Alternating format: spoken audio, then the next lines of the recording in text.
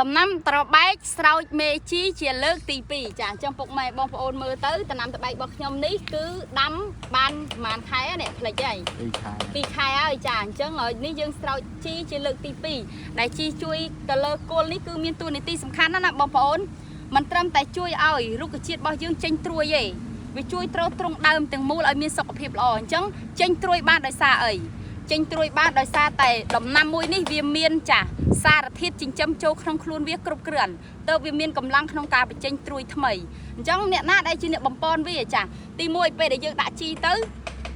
ឬរបស់វាហ្នឹងណាគឺស៊ីចំណីហើយផ្គត់ផ្គង់មកលើដើមហើយនឹងស្លឹកអញ្ចឹងអាពពួកស្លឹកចាស់ចាស់នេះបញ្ចេញសារធាតុចិញ្ចឹមមកឲ្យត្រួយថ្មីចាអញ្ចឹងវាជួយគ្នាបន្តគ្នារហូតដល់បានផ្លែផ្កាអញ្ចឹងបងទាំងអស់គ្នាដែលមានដំណាំទូទៅជាពិសេសគឺដំណាំនៅក្នុងផ្ទះក្នុងភូមិយើងហ្នឹងដែលយើងចង់បានសុខភាពល្អបងប្អូនប្រើប្រាស់ជាមួយនឹងជីដែលផលិតដោយកូនខ្មែរយើងប្រើបច្ចេកវិទ្យាទំនើបប៉ុន្តែផលិតដោយកូនខ្មែរ